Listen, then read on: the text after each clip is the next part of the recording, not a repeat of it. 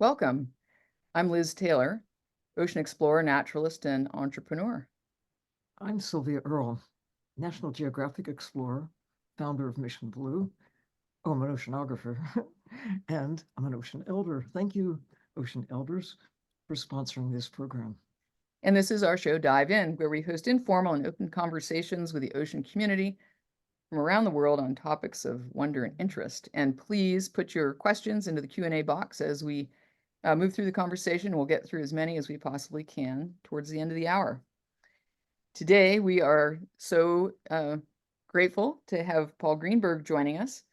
Paul's a lifelong fisherman and author. He's recipient of the James Beard Award for Writing and Literature, a Pew Fellowship in Marine Conservation, and National Endowment for the Arts Literature Fellowship. His work appears regularly in the New York Times, and he's been on expedition with us to the Solomon Islands. Yes. So welcome, Paul. Thank you so much. Thanks for having me. Sylvia's going to show off a few of your books here that we have in our She did in the background. I saw her do it. I'm going to attempt to share the screen because that's always, she's going to distract everyone while I attempt to share the screen. Well, poor fish really made some moves. So did the American catch, and I hope you're going to talk, I think you will, about the omega principle, one that everybody should tune into, whether you are hooked on omega-3s or not. It just is really instructive about how we look at what we eat, what we choose to do to have healthy lives. Also, I think most importantly, how we view nature, whether we respect nature as our life support system, respect for life there, or whether we just look at nature as what we call natural resources, something free goods that anybody can just go out and take, or sometimes take with variations on the theme of regulations, but regulated extraction of free goods from the wild. And that's got to change. And this book that you did about the four fish that we seem so focused in on for consumption. It's remarkable that we have this long history of just trying to take salmon wild, and tuna and cod and sea bass, and not really thinking about what goes into making a cod or a tuna or a sea bass. Whereas the subtitle says the future of the last wild food. Used to be songbirds and little furry things. Now most wild things that are on our plate are from the ocean. Yeah, it's interesting how recently we looked at wild land animals, as just our right to just catch and kill as much as we wanted to. I remember when I was working on one of my books, I had a conversation with the author Mark Kurlansky. You might have read his book Cod or The Big Oyster, and he was showing me menus from the 19th century of New York, and there were all these birds on the menu, snipe and woodcock and grouse. And there were actually professional shooters on the pothole lakes of the Midwest who would just blast away, and then all of it would come into the market, as just more food. But I mean, to transition to the book that I ended up writing a couple books after Four Fish, Four Fish really caught people's attention because it focused on what they ate, what they knew in the marketplace. And I tried to kind of show what's involved both in wild capture and in farming to bring these things to market. But when I wanted to write a book that was really much more, deep and much more about the very basis of ocean life, I realized that, I wanted to, in this slide here, I wanted to write about phytoplankton. I wanted to write about so-called forage fish like anchovies. I wanted to write about krill in the Antarctic, and I wanted to write about the copepods and the zooplankton phytoplankton relationship. And I realized that if I were going to write a book, it would be called Four Really Small Things. So this is my fake cover for the book that I did write, but I didn't actually call it that. Because what I realized is that, when you tie everything together, you have to meet you, Sylvia and Liz, you guys are just, I don't know, neck deep in the ocean. And so all these things I'm talking about, I'm watching and you're nodding along. And of course, we're all on the same page.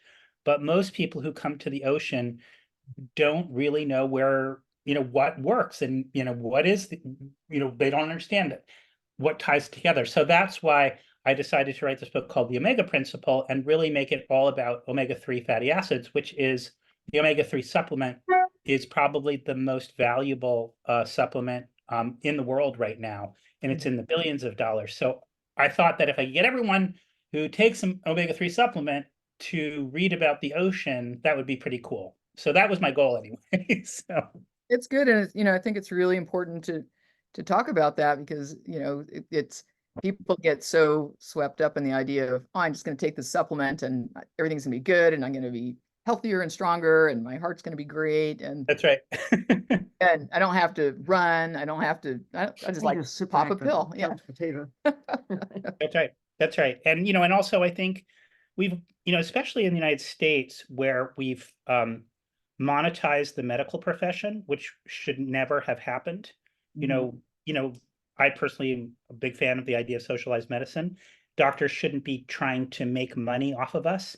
But I think so many of us have been victim to the medical profession as an industry that we look for miracle cures outside of traditional medicine that will make us better or stronger or live longer. But there's no such thing as a free lunch either on land or sea. So that kind of ended up being what the book is about. Yeah. And, this is the sort of all the different things that it's touted that these omega touted to be able to do, right? Yeah. Well, I mean, one of the things at the very beginning of the book, when I was the research, which was many, many years, it was supported, as you noted, from by a Pew Fellowship. I had to go to Antarctica, I had to go to Peru, I went all over the place.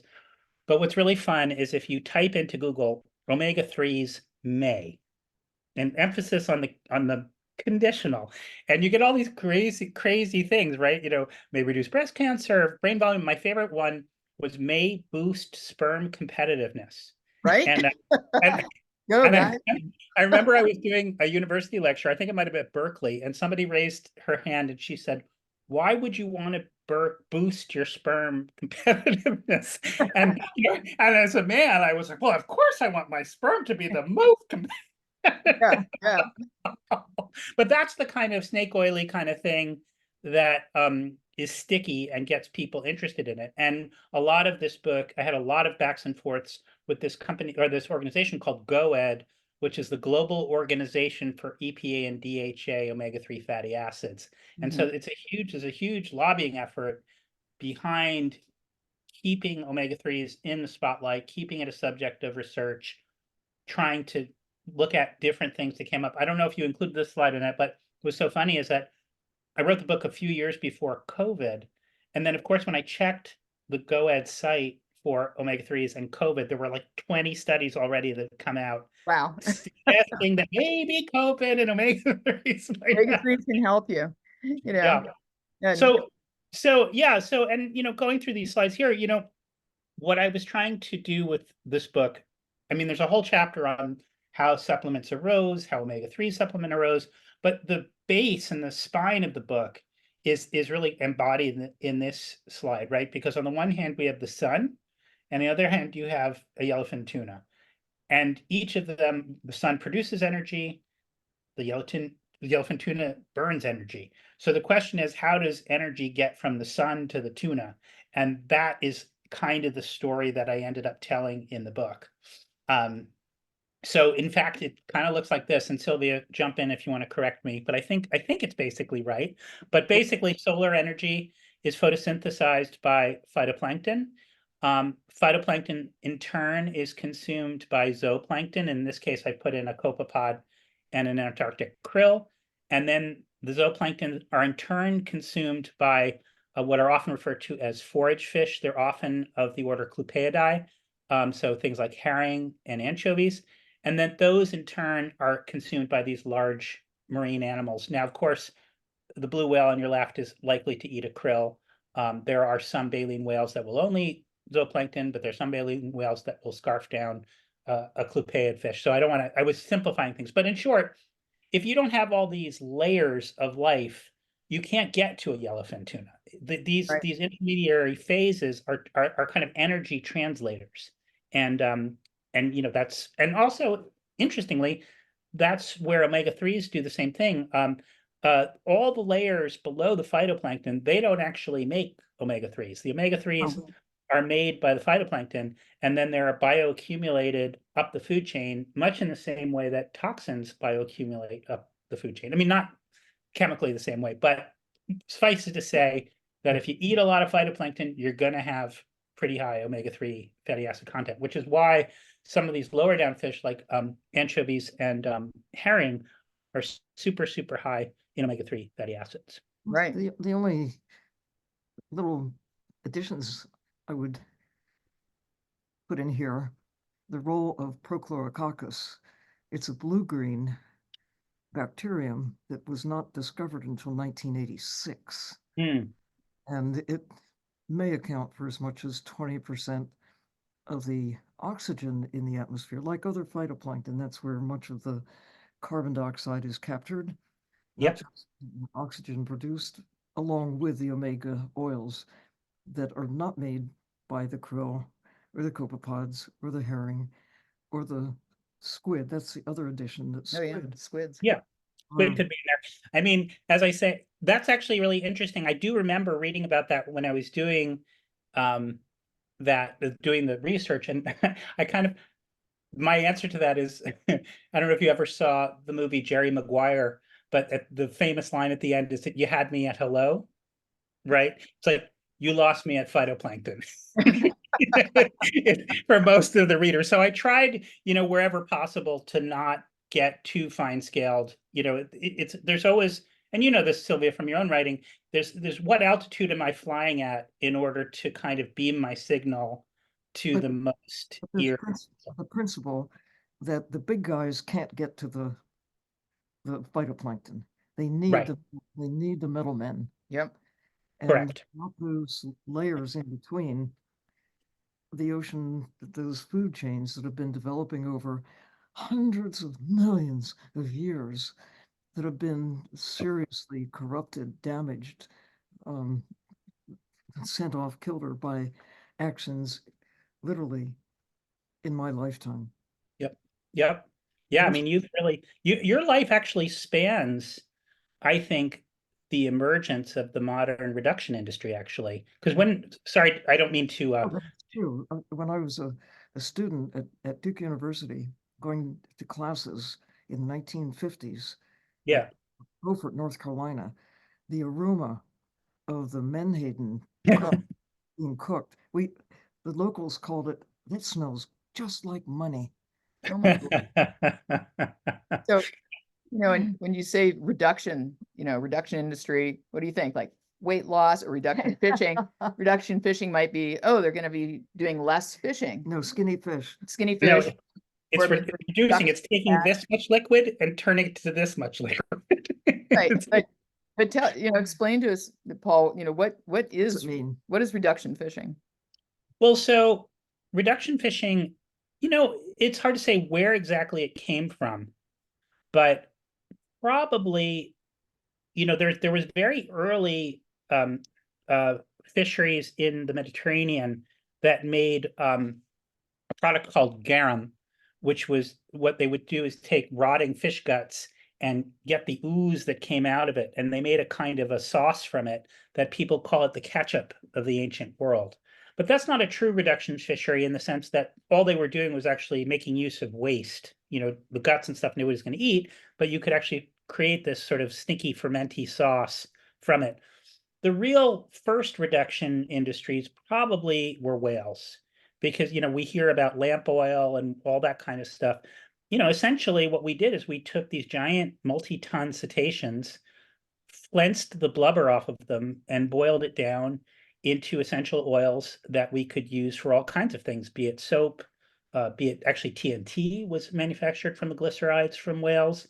One of the things, actually, just a sidebar, that got people so incensed in the founders of Greenpeace was that this essentially peaceful animal was being boiled down and turned into dynamite. What a mind F, right? I mean, that's right. So anyway, so the whales were the first, I think, large-scale reduction industries, but then gradually people started to realize that you could do other things with other marine life. So they started looking at fish like you mentioned earlier, menhaden. It's often called on the East Coast, sometimes called bunker or pogies, but fish that weren't particularly easy to eat because they're very bony, but very oily. And they realized they could boil those down and feed them to chickens. They could make fertilizer out of them. Actually, I can't say it out loud because I wouldn't pronounce it correctly, but the full Native American name for menhaden is he who fertilizes the land. So the Native Americans very early on lay down bunker menhaden in their corn rows and then planted corn on top of them. One of the actually very first fisheries laws in the United States, however, interestingly, was to prohibit the use of striped bass for fertilizer. Early on, people realized, we could kind of get into a lot of trouble if we used every fish we got as fertilizer. Yeah, indeed. Because in the end, we're land food people.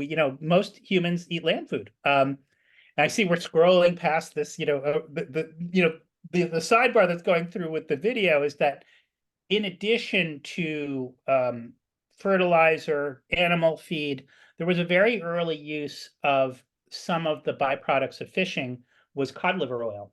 So if you go back, would you mind going back there? So Peter Muller's cod liver oil. So of course, when cod was caught, the fillets were turned into dried fish, and it was a very popular product around the world. But the livers themselves actually could be boiled down and made into oil that were, Sylvia, you were saying before we came on that you used to get fed it as a child, right? As a kid. Yeah, open wide.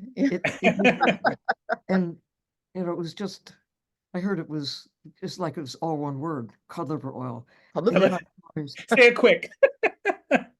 the livers of fish. Yeah, and it's like, yuck. yeah. Yeah, but hold on this slide for a sec, if you would. I mean, what is interesting is that cod liver oil actually did do something. Sorry, I gotta hang up this phone, unplug the thing.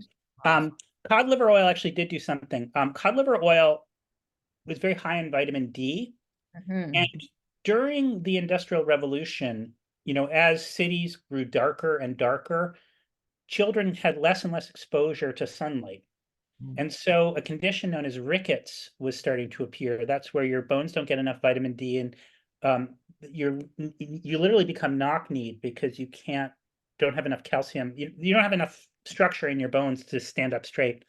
So cod liver oil actually addresses this. And one of the very early clinical trials was done with cod liver oil, and they did show that it did work. That's not necessarily, there's plenty of things that have vitamin D in the world. But when you think about it, the byproduct of an industrial fishery is probably pretty cheap.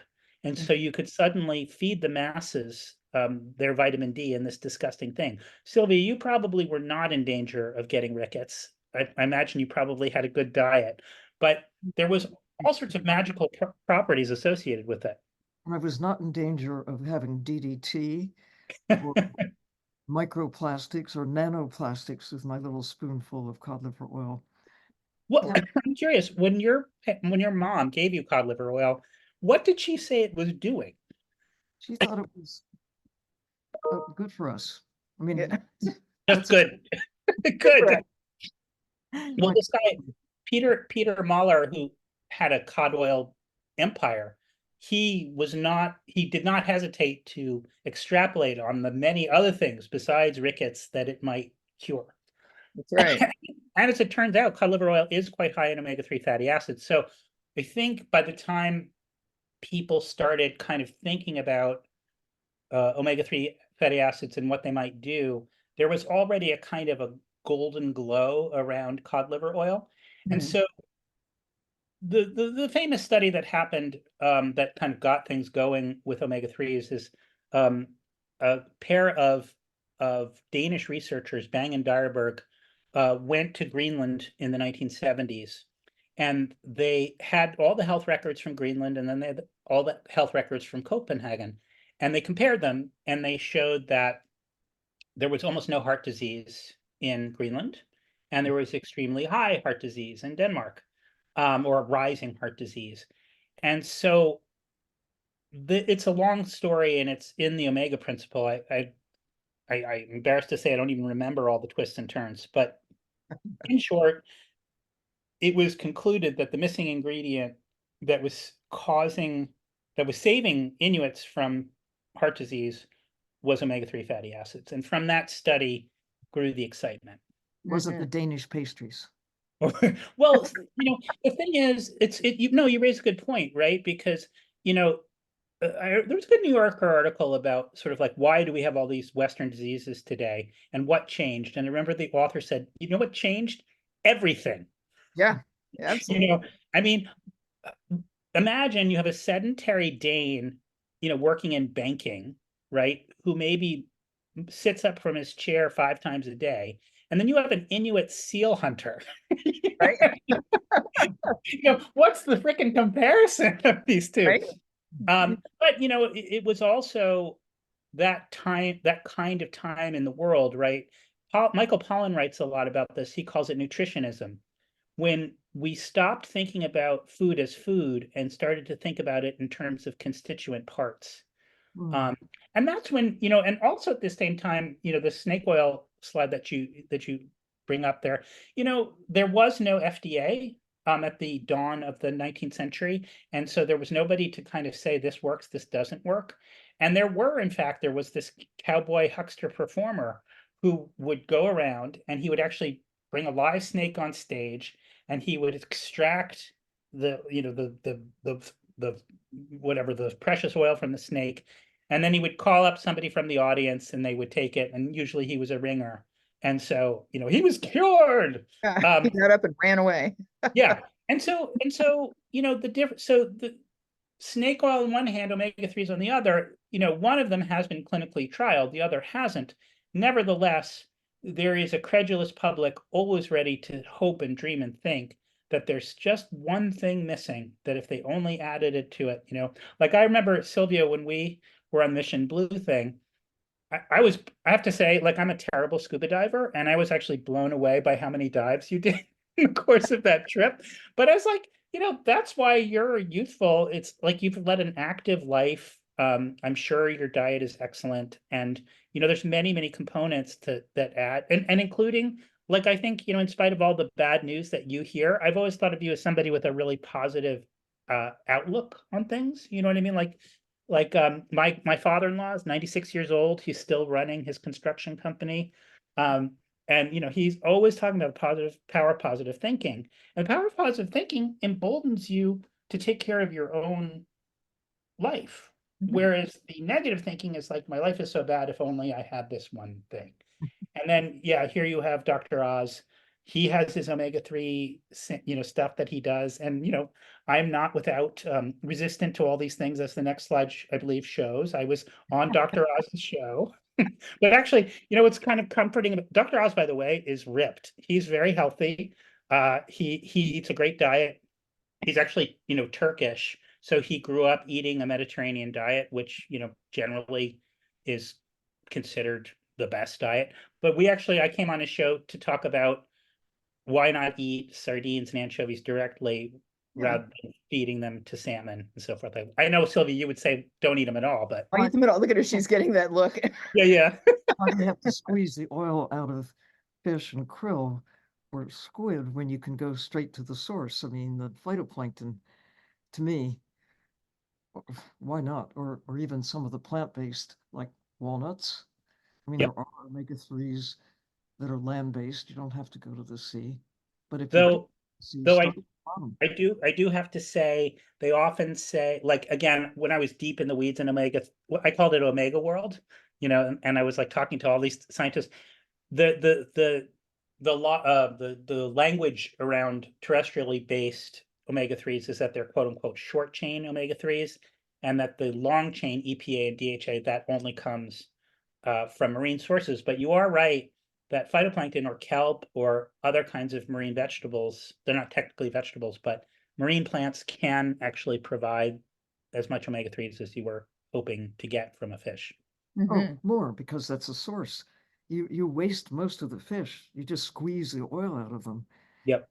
And I don't know, it just seems. Yeah, it's ridiculous. I mean, they do use, I mean, okay, so I've been to these. So the biggest reduction fishery in the world is in Peru. Right. Uh, That's what you're telling us, you know, in the little piece you shared with us prior about the anchoveta. yeah, the Peruvian anchoveta. And, most people don't realize this, but in some years, the Peruvian anchoveta has made up something like 10% of the world catch or more. Like of all, like 90 million metric tons, sometimes 10 or 15 million metric tons in the past has been anchoveta. It's not that big anymore, but it's still huge. Oh, And I've been, so Paul, we should think about how many birds did not get groceries, how many whales, how many big fish. Yeah. We are newcomers that's right. on these ancient systems, and these ancient systems, oh, by the way, have shaped planetary chemistry, have made Earth habitable, and we have taken it for granted. There's no excess in nature. That's right. We, Um, we go ahead. think that it's okay to go out and reduce a population by half and think we can get away with it, but the laws of nature grind sometimes slowly, but they continue to function. And what we've created for ourselves by taking so much, by defaunation of the ocean, starting with the big guys like whales and tunas and things, but right down to the krill, even copepods. But you talk about the anchovetas, yes. They look like there's so many. Surely nature can spare a few There are for. a few. Well, what's really interesting, Sylvia, about the anchoveta fishery is that what brought people down to Peru in the first place in an extractive mindset Yeah, was, I'm sure you've been to Peru many times, I'm sure, right? yeah. And those guano islands, there are islands that are literally giant piles of shit. Yeah. And it's all bird shit, and it's bird shit that's like 5 feet deep. So the original what got people down to Peru was that as Western agriculture started to modernize, they mined out all of the nitrogen and other trace nutrients from the soil. And so they realized there was all this guano, this bird shit in Peru. And so there was a huge guano trade that actually harvested the guano and brought it up to the United States and to Europe.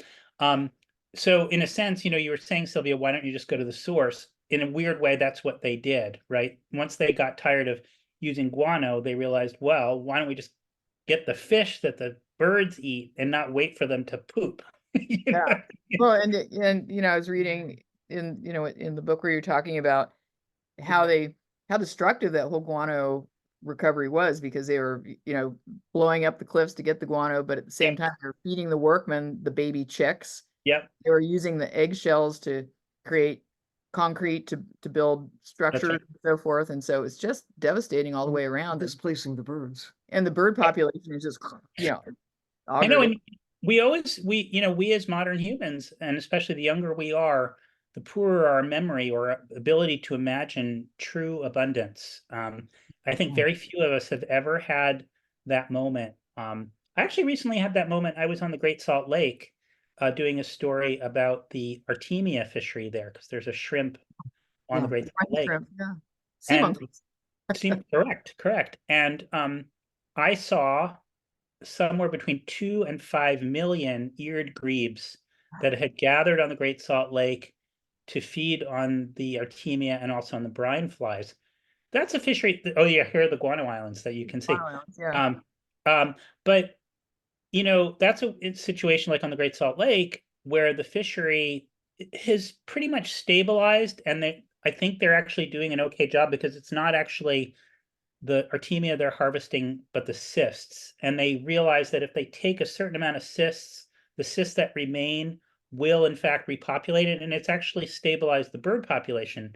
The problem with the Great Salt Lake is they're tapping all the water for alfalfa, and the lake is drying up. And if things continue the way they're going, they've done some interventions, but we could lose the Great Salt Lake within a decade. So the great be a salt flat. the Great Salt Puddle. Yeah, salt puddle. Right. But yeah, so, and you were as you were scrolling through, we also scrolled past krill as well. And Go back to the krill. the thing is that once these reduction fisheries get going, nothing stops them. You have to come up with an alternative logic. So krill, after the great whales were largely extirpated in the Southern Ocean, the hope was that, oh, well, we're going to have even more krill. Excess. We'll have excess krill, but actually it didn't happen because it turned out the whales were nutrifying the environment through their fall and their poop and so forth. That's another story. But the krill, the same dang reduction companies that were reducing anchoveta and menhaden said, oh, well, we could do this with krill too. And then there was then the supplement industry sort of rode on that back, and they said, well, you already have omega-3 supplements, but these are red omega-3 supplements that have astaxanthin, which is an antioxidant. And it's just bizarre. I remember, so I went to Antarctica, I saw them harvesting krill, and then I went back to Uruguay where all of the krill is processed. And it's like something out of Dr. Seuss, huge piles of pink dust, pink fairy dust made out of this krill for a largely, unproven hypothesis, that omega-3s somehow will make us live longer, when most rigorous studies, randomized control trials that have looked at omega-3s have not shown definitive heart health benefit. Now, if the industry hears this podcast or hears this webinar, they'll certainly argue that there are lots of association studies that show an effect of omega-3s. But Sylvia, you're well-versed in association versus an RCT. The gold standard in medical science is a randomized double-blind control trial. And the randomized double-blind control trials that have been done on omega-3s have not shown significant effect. So you can talk association studies all you want. It ain't going to get you to where you need to go. So that's been one of the things that's been on my mind. But there's a market for it. And as long as there's a market for it, yep, justification, it's like tobacco. You'll get those who will say whatever needs to be said in order to get people to buy. Yeah. And except there's a sort of reverse engineering going on though with especially with Antarctic krill supplements, because I think everyone thinks of Antarctica as the purest place on Earth. And they think somehow by ingesting this thing from Antarctica that purity will, rise up within them and radiate from their fingers. And let's look at the recent evidence about how much microplastics and nanoplastics have made their way, and also DDT. Yeah. And other chemical pollutants. I mean, it's one ocean. Yep. It does all connect. And while it looks like, and in many ways, it is less disturbed than many other parts of the world. Look out to San Francisco Bay, for example. But on the other hand, it's that idea that it's, quotes, pristine or pure, maybe 1,000 years ago. But so the other illusion is that there's an excess. In the 1980s, when the industrial krill taking in Antarctica really started to amp up, there were even some conservation organizations that had this logic that there were fewer whales, fewer seals, fewer penguins. We had to correct the imbalance. There had to be an excess of krill. We could go down and put things right by taking the krill because there weren't any whales there anymore, not realizing that's not how things work. They didn't consult with Mother Nature. Yeah. Also, the other reason I wanted to talk about krill in the book was because krill is a really canary in the coal mine type organism, because krill require sea ice in order to spawn.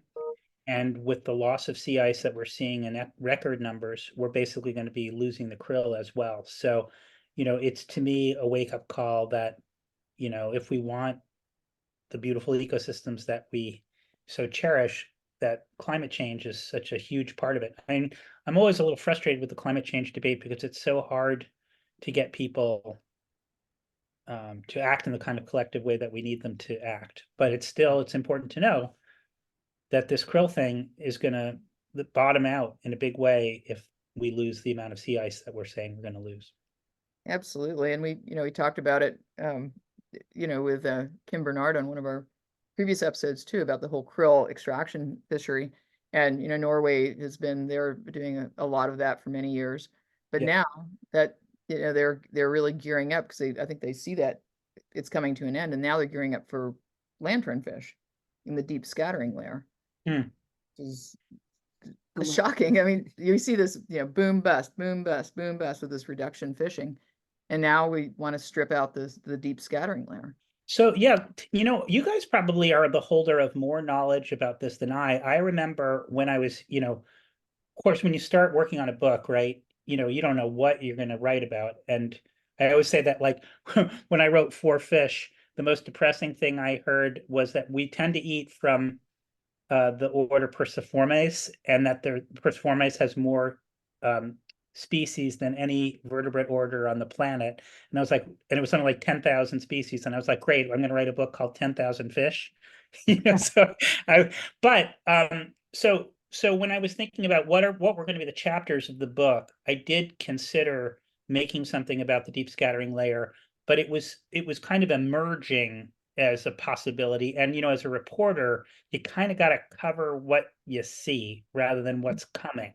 So I'd be curious to see what you guys have been hearing about the deep scattering layer. I mean, can you explain the deep scattering layer to me a little bit? It's otherwise known as the twilight zone. It's the largest migration of animals by far on the planet. At the edge of light, it's where the high productivity in sunlit waters at the surface take place. All this food that organisms that live at the edge of light come up at night and get their groceries. It's between 100 and 1,000 meters depth. It's never quite the same, but it's a migrating level. Comes up at night and sinks back during the day. Where do tuna get their groceries in the high seas? Where do whales get their squid? Where do other creatures? It's in this layer of life that includes several species of bristlemouth cyclothony fish, which may be the most common or abundant kind of vertebrate on the planet. It's in this, and they're hatchetfish and other creatures that have little lights down the side. You see them sometimes in deep sea stories. Little spooky looking guys. But it's crustaceans, jellies of various sorts, squid, midwater octopuses, and of course these fish, and all squished together make a kind of mush. It's another form of reducing not just one species like menhaden or anchoveta, but a whole ecosystem. We don't have names for most of the creatures there. We're just beginning to explore below where scuba divers can go in the same way that we explore other parts of the planet. And the worry is, climate-wise, this is the flow of carbon. It's carbon captured by the phytoplankton that's consumed by this whole diverse lot of creatures that make up the so-called deep scattering layer, the twilight zone creatures that then keep the carbon and ultimately sink it to the bottom of the ocean. It's part of the transport system. That some of these jellies sink to the bottom, all of these ultimately, and when they're consumed by tunas, whales, swordfish, you name it, ultimately, stays under the surface of the ocean. Yeah. It goes to the bottom of the ocean. Carbon sequestration. It's been going on with these ancient rhythms that make Earth habitable, that we haven't really known about or thought about or could even calculate until right about now. And yet to the industry, it's just biomass. It's Yeah, just it's no, free. Let's get no, it. it's money. It's money. The smell Money. of money, didn't you say? Yeah. It's a product. Well, one of the things that, and this, I mean, this just sends chills down my back, and it certainly keeps with the progression of the production industry as I've seen it. When the entire factories were actually moved from fishery to fishery, like in Southern Africa, where there was reduction fisheries. When those fisheries went kaput, they literally dismantled the factories and moved them to Peru with the same door, with somebody else's name on the door. My Um, God. so to me, do you remember you've all read the Lorax, right? Oh, Of yeah. course. To me, reduction fisheries are like remember the thanid that the Loraxes make? It's like this thing that comes, this useless garment. And it's increasingly evidently useless because, Sylvia, like it or not, let's say all right, let's say you're gonna eat farm salmon. There is now a solution for the feed that involves no marine animals whatsoever. I think it's really interesting. So Americans throw out about 1 out of every 2 forkfuls of food that we buy, and it all Yeah. goes into landfills, and it's a major cause of methane emissions. Turns out, however, you can feed that food waste to a creature called a black soldier fly, and then you can reduce the soldier flies and make those into fish pellets. So, you know, will it solve the problem? I'm not sure, because if there's money to be made, as you say, people will try and make the money. But to me, one of the great challenges of the sea in the coming decades is to transform the reduction industry into a waste recapture industry. Mhm. And the only way we can actually force that to happen is by making reduction fisheries illegal. I Like think the, so. Yeah, be. they should be. because this, everyone knows, whenever you get involved with Silicon Valley, they all talk about economies of scale. Yvon Chouinard from Patagonia is actually, he divested a lot of his money and started this fund called Align Capital, and they're funding a series of businesses in Nova Scotia, and one of them is a black soldier fly larvae company. And he's just trying to say, like, let's move capital in the direction that's more in line with nature. And to me, that makes a lot of sense. So, but the other side of it is that if we keep allowing this kind of Wild West mentality where the reduction industry is able to jump from anchovies to menhaden to sticklebacks to krill and now the deep scattering layer, they'll just never stop. Yeah. So in the 1970s, when the reduction industry in Peru was going full bore, actually there had been already a collapse of taking anchovies, anchoveta by then, but population was about 3 billion, human population. Consider where we are today and where we're headed. Yeah. We simply cannot have the same menu going forward. We cannot feed people with wildlife Yeah. on the scale that might have been acceptable 1,000 years ago or 500 years ago, even when I was a child, when Yeah. there were 2 billion people. And now there are 4 times that number. Try to imagine feeding people with songbirds. Yeah, to your point, looking at those menus for the snipe and the Yep. We're, That's right. but the scale doesn't, the math doesn't work. Yeah. I mean, there are some people out there. Sylvia, did you ever come across a woman named Patricia Majloff from Peru? She ran Oceana Peru. No, I don't know her. So Patricia, she was one of the characters in the Omega Principle book, but she spent years trying to get people to eat anchoveta directly rather than grind it up and turn it to fish. But you kind of feel like just get the fish out of the mix. Correct. No, seriously, it's wildlife. We are putting quite a lot of effort now to rewild depleted areas on the Yeah. land. I mean, lots of momentum, and that's great. But we're subsidizing with billions of dollars the de-wilding of the ocean. Yeah. Yes. Wildlife, literally paying people, subsidizing industrial extraction of wildlife. And it's changing the chemistry of the planet. Yep. Not when you take literally millions of tons of wild animals out of the system that has been fine-tuned over hundreds of millions of years to function in a certain way. Where did we fit into the equation? How did we just suddenly intrude ourselves into these rhythms and take without consequences? Well, yeah, there are consequences. You know, I think one thing that always sticks in my mind, I think one of the more profound papers I ever read was Daniel Pauly's shifting baselines syndrome, Yeah. That's a good example. where the one of the, you know, which is basically, if I might summarize for Daniel, each successive generation has a diminished idea of what wild abundance is.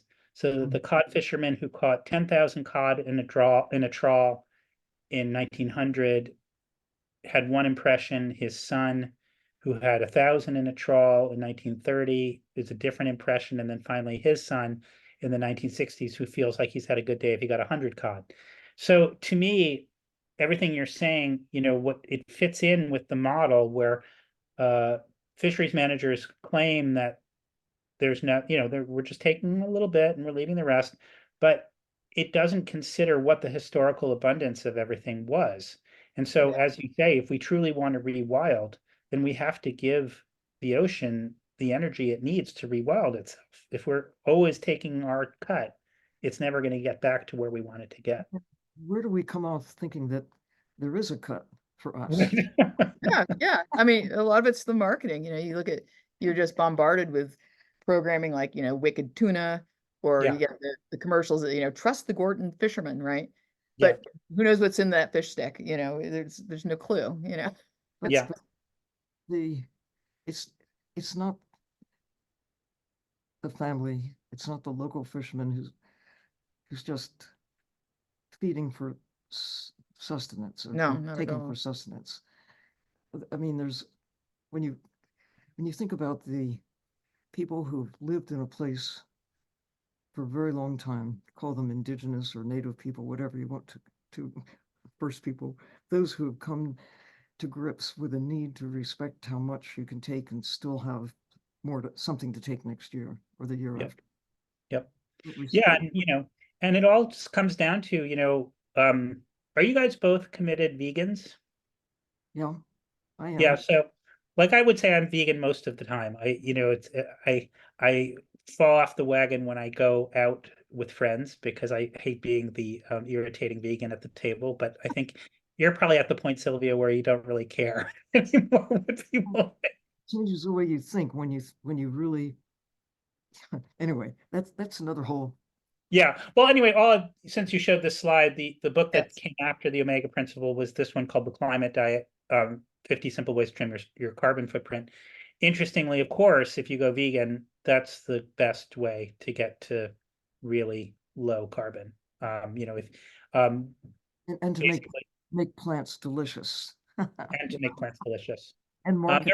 There is one interesting sidebar to that, which is actually that farmed mussels and some farm bivalves, which actually do great work for the ocean. It's one of the few examples where actually farming something in the ocean can provide a benefit in the sense that when they're not using pesticides and all these kinds of things, farm mussels and shellfish can clean the water, they provide habitat, all these kinds of things. I know it's controversial, but from a carbon perspective, I know there's lots of problems, and probably that's a side conversation you and I should have another time. I think I'm not inclined to tell anyone what they should or shouldn't eat, but providing the evidence and making, informed choices Yeah, and respectful recognizing choices. that we're taking too much, we humans.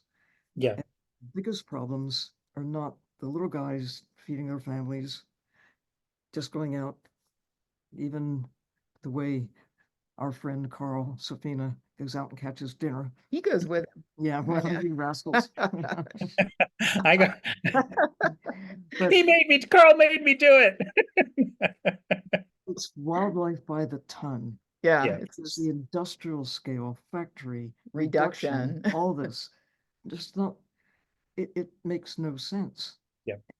And it's not even tasty. It's not good for us, not good for the ocean. It's certainly not good for your dog or cat or, Oh, you know, chicken, your pig. You know, why would you want to feed your animals those things? It's not in their diet. yeah. I've never yet seen a cat that's like go down and hook hand a tuna out of the ocean. You know, it's not. Yeah. It's Well, crazy. pets actually account for quite a bit of the reduction industry. I think something like 10% of reduced fish are going to pet food at this point.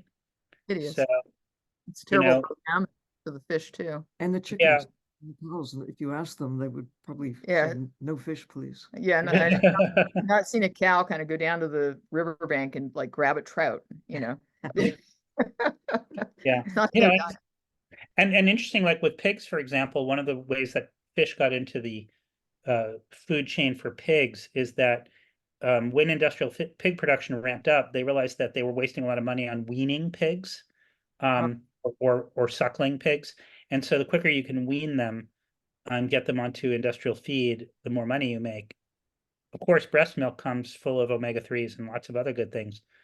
But when you cut the mother pig out of the picture, you insert things like fish. So that's yet another, evil compounds upon evil. Like, we make one bad decision and we back up our bad. It's sort of like, the person who accidentally murders somebody, and then, tries to hide the evidence, and in the Behind process it, yeah. of hiding the evidence, like kills somebody else, So there is something to that. Well, We could, bravo to you for, sharing the view and we, and the science, the perspective. One of the biggest problems is people simply don't know why they should care, don't understand not only what they're reading, but who might be on so their plate. we've got a couple of questions Okay, to yes, jump to please. before the end of the hour. All right. Yeah. So Caroline is asking, how do you recommend that we get omega-3s? Are things like flaxseed a good choice, a good source? So, well, as I alluded to earlier, the industry anyway puts it out there that terrestrial sources of omega-3s are short chain versus the long chain EPA and DHA. So flax does provide some benefit if you believe that omega-3s contribute to brain health, in particular brain health, then you quote unquote need DHA. So if you want to get those long chains without getting involved with killing fish, there are a number of companies that make algae-based omega-3 supplements. So if you're committed to having omega-3s in your diet, and don't want to kill any animals in the process, it's a very simple Google, just look for algae-based omega-3 supplements.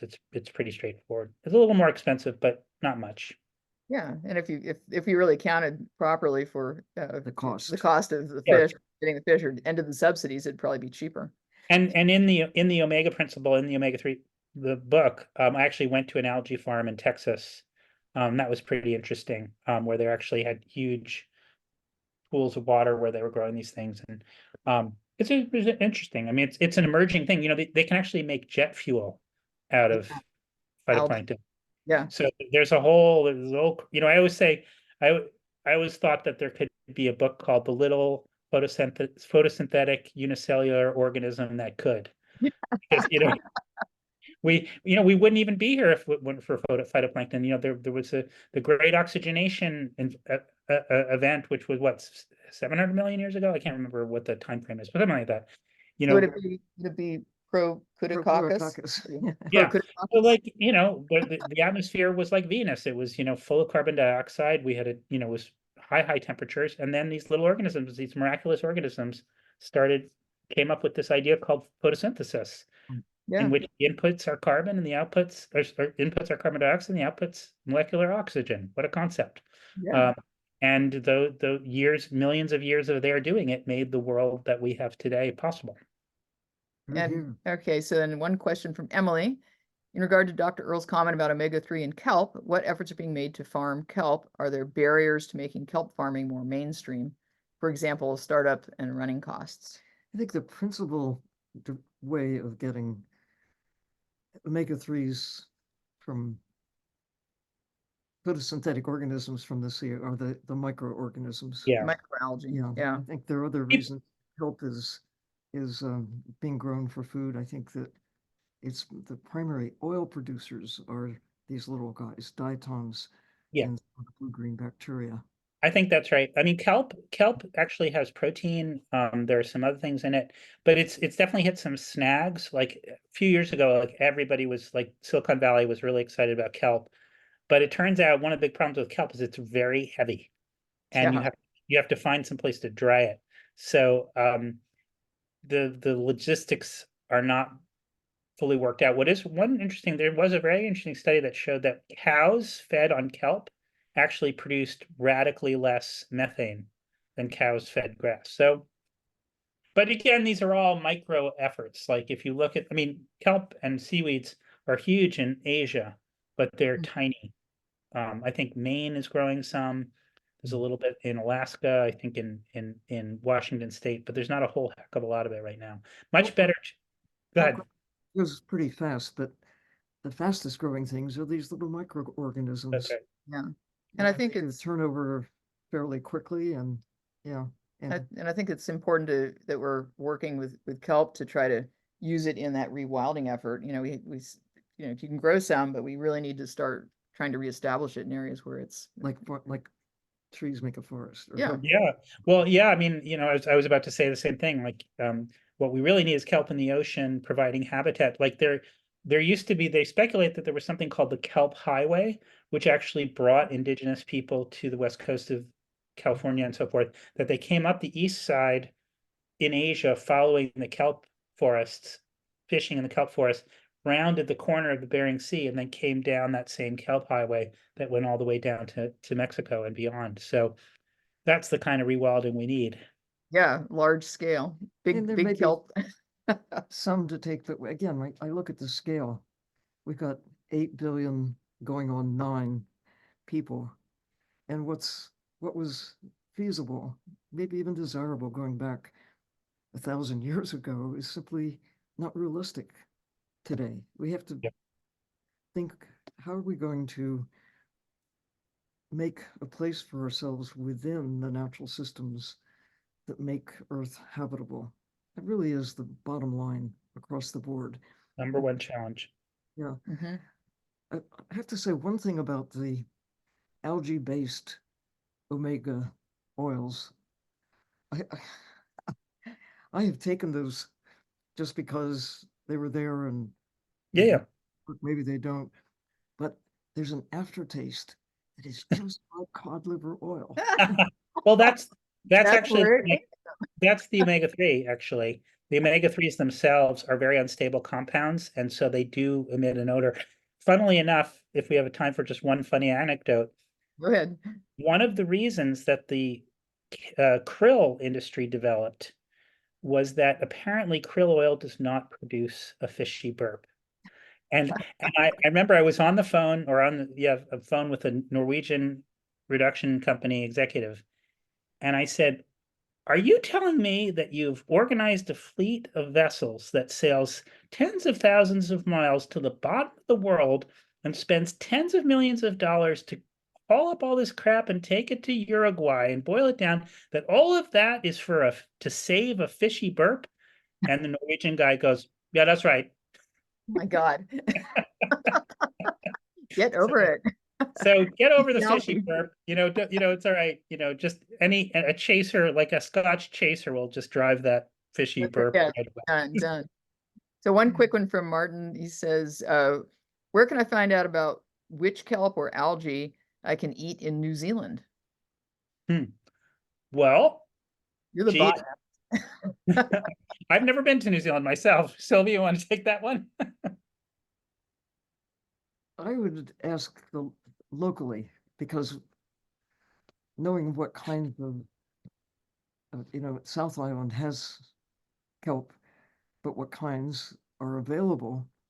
I mean, far as I know, it's that none of them are poisonous. Yeah. So you can go out and do a little, Foraging. foraging. I can't call it harvesting because you haven't planted a thing. You haven't invested. No. You're wild catching or foraging. But yeah, I'm pretty sure that there are local sources that you could check out.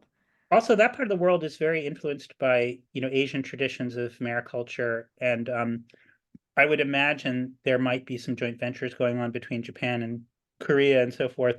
But I'd say that overall, we could learn quite a bit from the Japanese and the Koreans and the Chinese in terms of embracing these marine sources of vegetation and incorporating them into our diet. Well, to go to places that, highest priority really must be to protect the areas that are still in pretty good shape, the natural systems. I wouldn't sacrifice a good, healthy coral reef to turn it into an algae farm or to Agreed. go.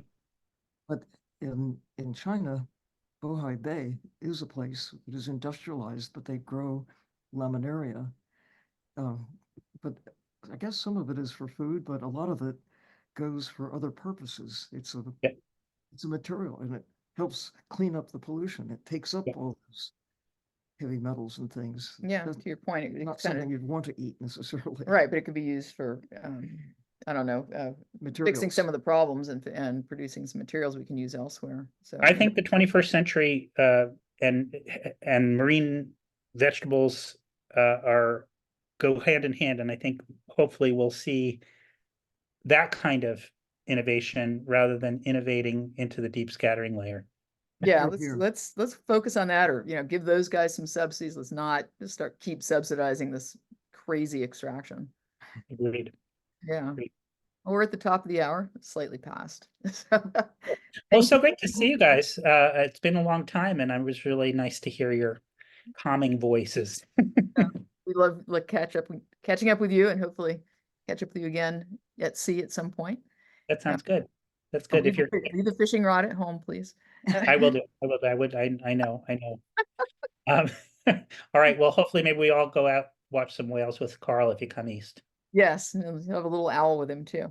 Yeah, And they all- before we close today, we just say again, thank you again, Paul. Thank you, Ocean Elders, and thank you, Ocean Community, for joining us during these conversations. Go out and have some algae oil and an algae burp. We're grateful to you all, and we are going to be back later on this month to talk about animal vision and the mantis shrimp. Ooh. And until then, take care of the ocean.